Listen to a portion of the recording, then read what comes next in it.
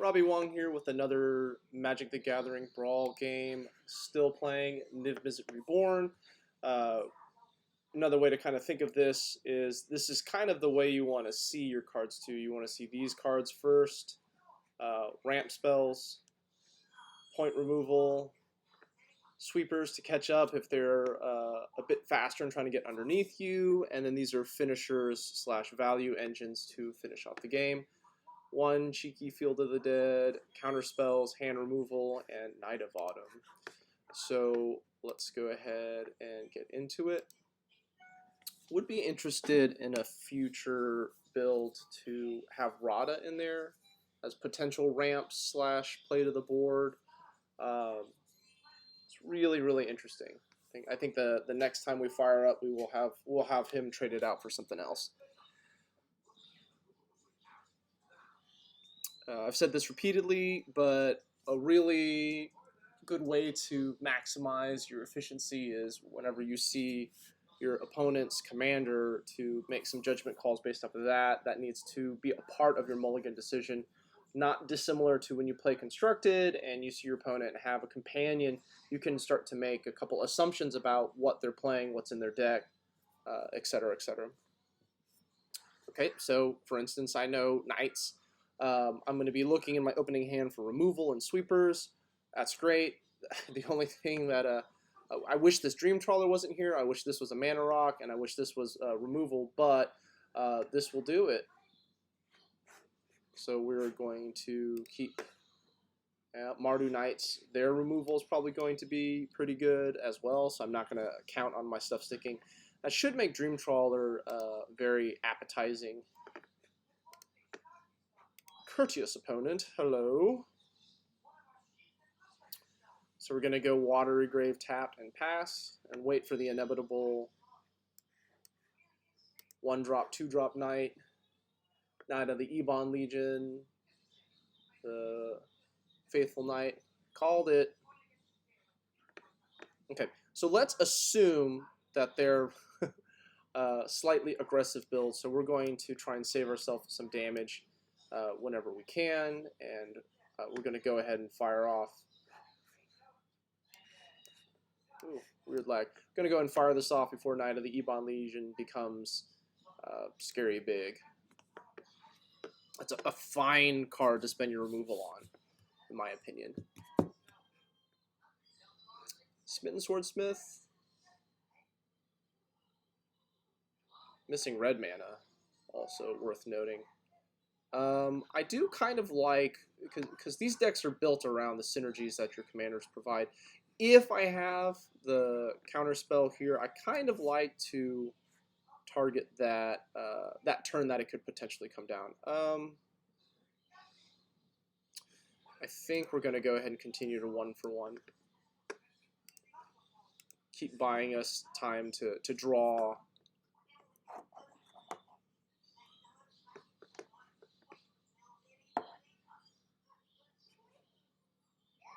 Need land drops. Need land drops. Solemn. It's another one I'd be interested in playing instead of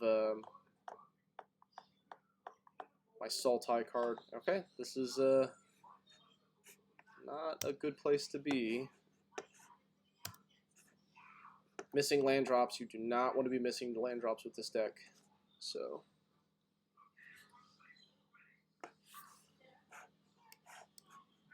Like, imagine if this Escape to the Wilds was a Solemn of our own.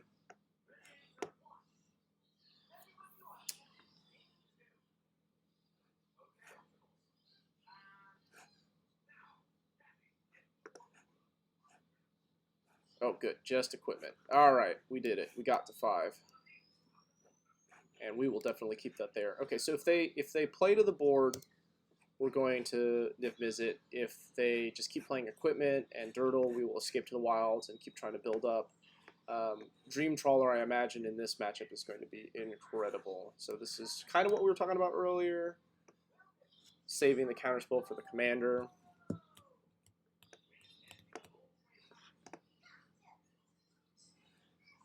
Alright, let's go ahead and Escape to the Wild.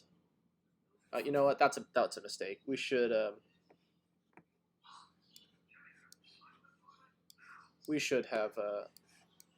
saved the plains. We could have played all of these land drops. Maybe with Uro we'll still be able to. All right, let's take a peek. Oh wow. Okay, that is a good one to pull, and we'll surveil that.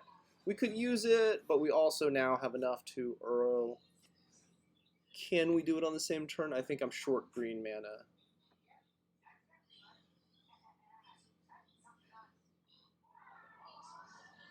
Okay, opponent dumping the rest of their hand.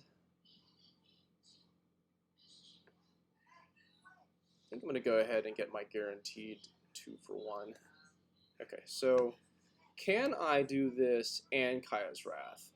Yes. Okay, so we're going to Uro.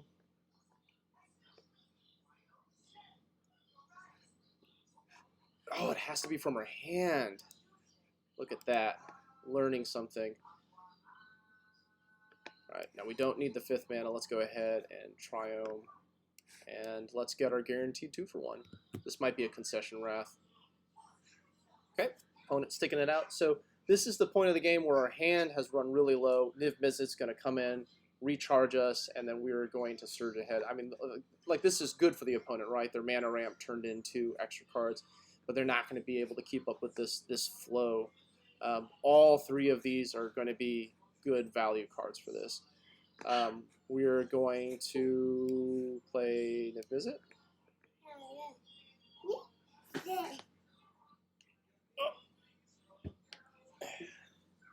See what goodies Niv Mizzet draws. That's a great one. Let's. I think we want casual. No, I think we want Garrick. Garrick cantrip. And let's go ahead. Let's see, blue, green, green. Let's go ahead and Uro. 1, 2, 3. There's no graveyard recursion, so it doesn't really matter. The only time you have to pay attention is if the opponent has graveyard, like Scavenging Ooze, where you wanna deny them the benefit of whatever they're trying to eat out of your garbage can. Okay, can't play anything for 1 mana, so that's going to go untapped. So we're in a very, very commanding position. We're at 32 life, they're at 24. Even if they draw removal, I mean, they could play their commander out for the whole turn, and then we can bedevil them and just go to town. We even drew Hydroid Crisis. I mean, it's just, this is the power of the deck. If you can survive the early game, its late game plan is solid. So I think I'm going to Garrick.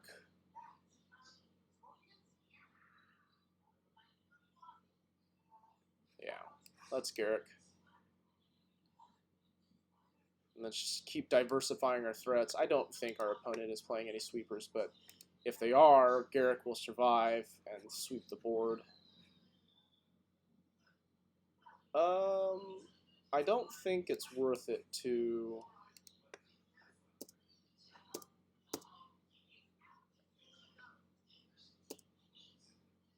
I bet they chump block. That's fine.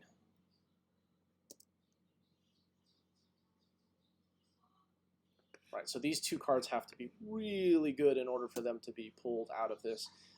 If they don't give us anything to outburst, we're going to outburst to their face and try and close out this game. But at this point, there's just so much that they need to overcome. Black. I suppose that's free. We're going to mortify this because we can bedevil a planeswalker.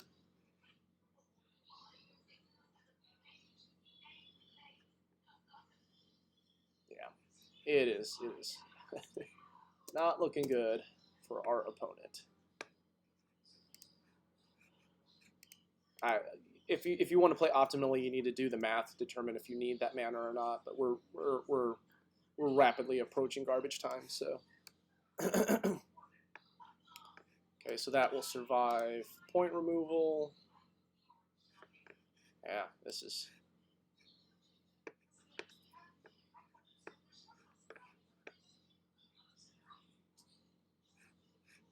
Good game. So pressure in the early game, but with the commander, you can make a lot of. Oh, okay. So this isn't actually not actually conceding. Good game, just good game. With an Ember Cleave. All right.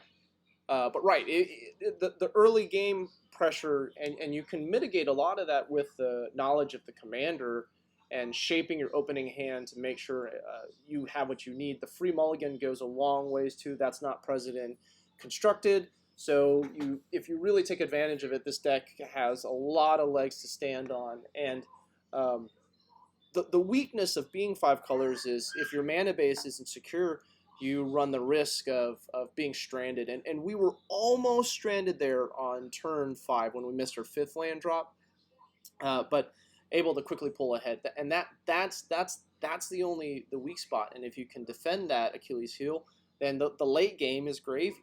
There's not a whole lot of combo running around either to punish you for your plays. I've been having a blast playing this deck. I hope you've had a blast watching me play it. Thank you so much.